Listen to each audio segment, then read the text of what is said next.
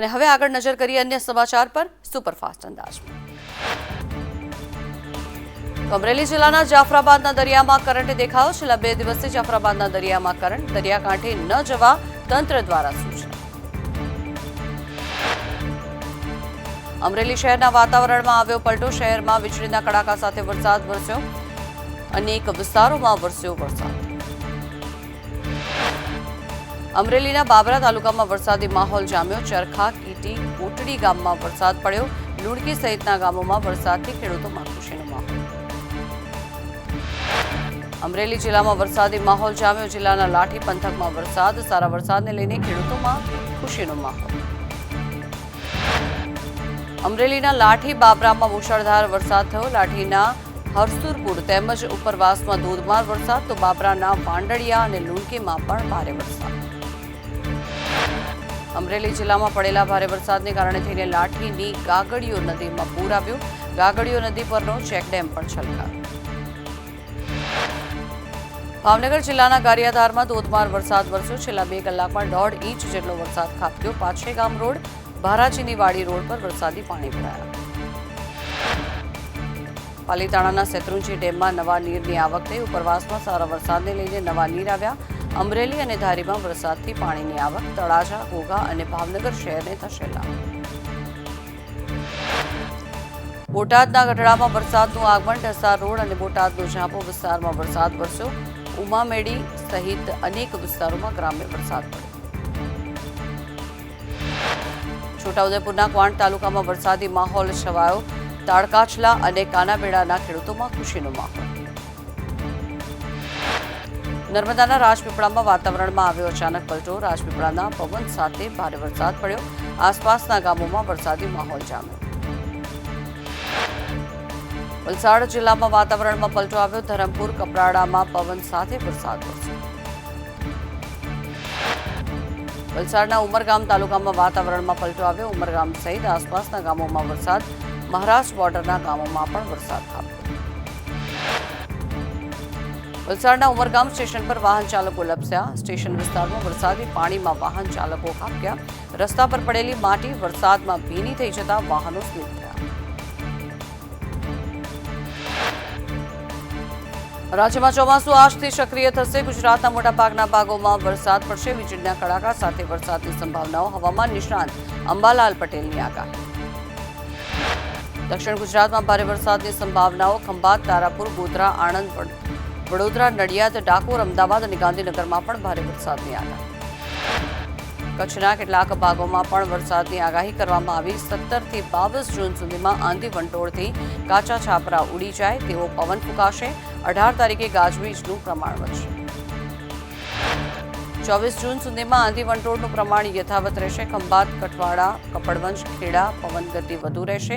કેટલાક ભાગોમાં પવન ગતિ 30 કિલોમીટર જેટલી રહેશે। 20 થી 28 જૂન સુધી ગુજરાતમાં આદ્રા નક્ષત્રમાં સારો વરસાદ થશે। દેશના પૂર્વોત્તરમાં આવેલા સિક્કિમમાં વરસાદી તારાજી। 1 સપ્તાહથી પડી રહેલા વરસાદથી જનજીવન પ્રભાવિત થયું। ઠેર ઠેર ભૂસ્ખલનને કારણે અત્યાર સુધી 20 થી વધુના મોત।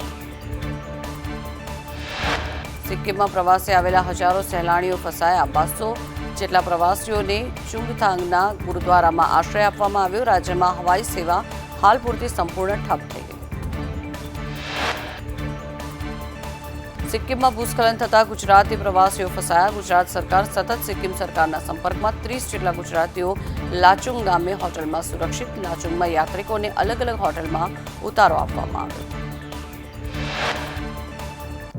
આસામના ગુવાહાટીમાં ભારે વરસાદ। અનેક વિસ્તારોમાં પાણી ભરાયા। ઘૂંટણસમા પાણીમાંથી વાહન ચાલકો પસાર થવા મજબૂર બન્યા। આસામના અનિલનગર, ચાંદમારી વિસ્તારમાં પાણી ભરાયા। ગુવાહાટીમાં ભારે વરસાદથી અનેક ટ્રેન રદ કરવામાં આવી। આસામમાં 2 દિવસથી ભારે વરસાદ વરસી રહ્યો છે। તેલંગાણાના હૈદરાબાદમાં ભારે પવન સાથે વરસાદ। શહેરના અનેક વિસ્તારમાં પાણી ભરાયા। હૈદરાબાદમાં વરસાદ બાદ ઠંડક પ્રસરી। મધ્યપ્રદેશના છતરપુરમાં પવન સાથે ધીમી ધારે વરસાદની શરૂઆત થઈ। ભીષણ ગરમીને પ્રકોપ બાદ આવેલા વરસાદથી છતરપુરમાં ઠંડક પ્રસરી। સુરતમાં જૈન સમુદાયનો વિરોધ. પોલીસે જૈન સમુદાયના લોકોને કલેક્ટર કચેરીની બહાર કાઢ્યા. જૈન સમુદાયના મહારાજ સાહેબ પોતાની માંગ પર અડગ. પોલીસે કહ્યું, ધરણા માટે પરવાનગી લઈ કાર્યક્રમ કરો.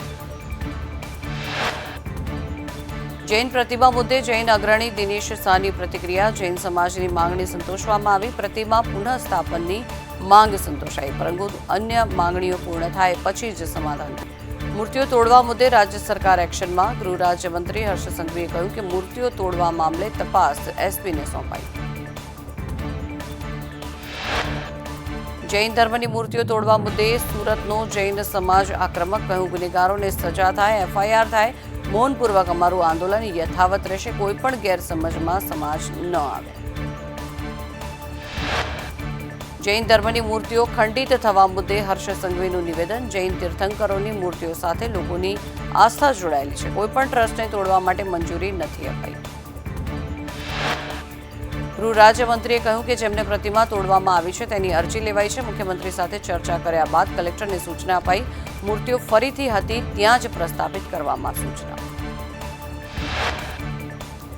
જૈન તીર્થંકરોની મૂર્તિ ખંડિત કરવા માટે જૈન સંત વિરાગ ચંદ્રસાગરે કહ્યું કે આપણે નોટ બેંક છીએ, વોટ બેંક નથી. એટલે આપણે દર વખતે આજીજી કરવી પડે છે. આવતીકાલે આપણે વોટ બેંક વધારવી પડશે. જૈન સંત વિરાગ ચંદ્રસાગરે વધુમાં કહ્યું કે 4 નોકર પાડવા કરતા એક સંતાન વધુ ઉછેરો. અહીં આપણે બેઠા છીએ એ એમની મજબૂરી છે, નહીતર એ લોકો આપણને ધક્કો મારી ગેટ આઉટ કહેતા. આચાર્ય વિરાગ ચંદ્રસાગરે આક્રમક બનીને કહ્યું કે બધાને સામેથી ભેટ આપવામાં આવે, કેમ કે તેમની સાથે વોટ બેંક છે એટલે, અને આ આંદોલન આપણને પૂછે છે. પાવાગઢ ખાતે જૈન મૂર્તિઓ ખંડિત થવા મામલે અજાણ્યા શખ્સો વિરુદ્ધ ફરિયાદ દાખલ કરવામાં આવી. જૈન સમાજમાં આક્રોશને પગલે નોંધાઈ ફરિયાદ. ડાકોર ટેમ્પલ કમિટીનું ટ્રસ્ટી મંડળનું કૂકડું ગૂંચવાયું. મેનેજર ઉપર આક્ષેપ સાથે મંદિરના સેવકે નડિયાદ સેશન્સ કોર્ટમાં અરજી કરી. સેવકની અરજીથી ટ્રસ્ટી મંડળની નિમણૂક અટકી. સમગ્ર મામલે 6 જુલાઈએ સુનાવણી હાથ ધરાશે. ઉપલેટાના ખીરસરા ગામે ગોંડલ પોલીસની તપાસ હાથ ધરવામાં આવી. ગોંડલ પીઆઈ રેખા રાઠોડે પોલીસ કાફલા સાથે તપાસ કરી.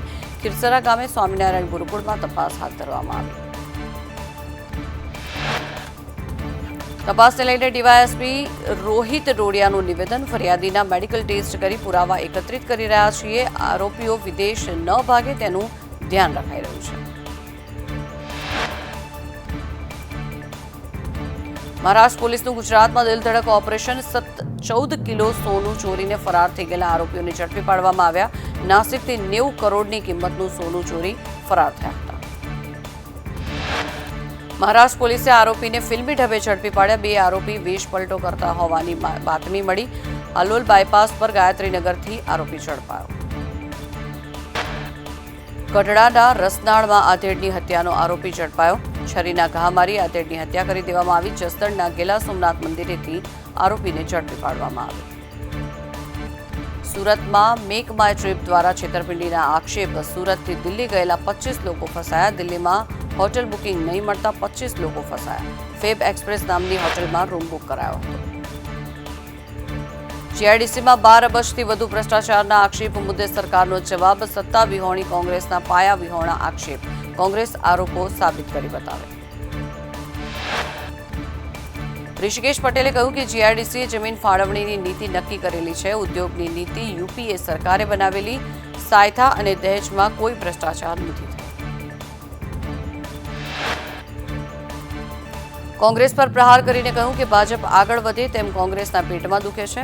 અરજીઓની સમિત છે ત્યારે જરૂરી હોય એટલી જ જમીન આપવાની નીતિ છે.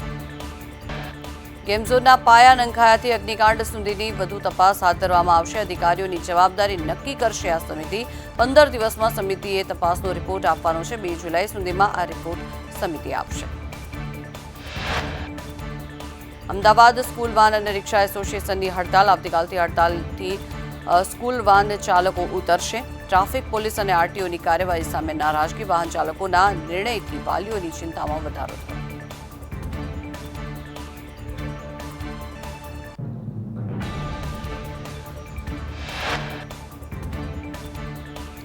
અમરેલીમાં સિંહને બચાવવા માટે ડ્રાઈવરે ટ્રેન રોકી 10 સિંહોનું ગ્રુપ રેલવે ટ્રેક પર બેઠું હતું. પીપાવાવ પોર્ટ રેલવે ટ્રેક પર બેઠા હતા સિંહ. ટ્રેન રોકીને લાઇટો કરી સિંહોને ટ્રેક પરથી દૂર ખસેડાયા. જૂનાગઢમાં સિંહના મોતને લઈને સરકાર એક્શનમાં. રાજ્ય સરકારના પ્રવક્તા મંત્રી ઋષિકેશ પટેલનું નિવેદન. સિંહના મૃત્યુ સંદર્ભે સરકારે તપાસના આદેશ આપ્યા. લીંબડીના જાંબડી ગામે માથાભારે તત્વોના ત્રાસથી શ્રમજીવી પરિવારની હિજરત. અગાઉ પરિવારની પૌત્રીને ભગાવી ગયા હતા. લાચાર થઈ પરિવારે આ પગલું ભર્યું. 4 શખ્સો વિરુદ્ધ પરિવારે ફરિયાદ નોંધાવી. ખેડાના ઠાસરા વેપારી મંડળ સોસાયટીના સભાસદો સામે ફરિયાદ દાખલ કરવામાં આવી. 1.70 કરોડની છેતરપિંડીને લઈ પોલીસ ફરિયાદ નોંધાઈ. ખોટા દાગીનાને સાચા બતાવીને છેતરપિંડી આચરી.